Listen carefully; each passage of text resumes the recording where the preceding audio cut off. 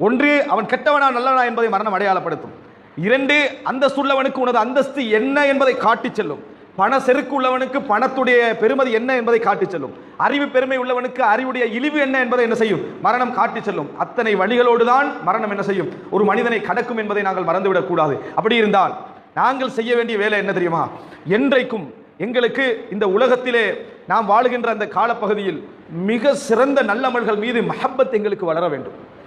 உலகப்பற்று இந்த உலகத்தின் அவசியத்தின் காரணமாக இருக்க வேண்டுமே தவிர ஆர்வத்தின் காரணமாக எங்களுக்கு இருக்கக்கூடாது. உலகப்பற்று எதுக்கு இருக்கணும்? குழந்தைகள் வாழ வேண்டும், மனைவி வாழ வேண்டும், சமூகத்தில் ஒரு அந்தஸ்தோடு இருக்கணும், அவன் கல்வி கற்க வேண்டும், உயர வேண்டும், இந்த சமுதாயம் வாழ வேண்டும் என்பதற்கான ஆசைகள் இருக்க வேண்டுமே தவிர நிரந்தரம் போன்ற உணர்வோ, அவனுக்காக போட்டி என்கின்ற உணர்வோ, செருக்கோ பெருமையோ, இதன் காரணமாக நான் செல்வந்தனாக வேண்டும் என்ற அவசியமற்ற நிலையில் ஆசைகள் இந்த உலகத்தில் என்ன செய்யக்கூடாது? என்றைக்கும் நாங்கள் வைத்துக் கொள்ளக்கூடாது.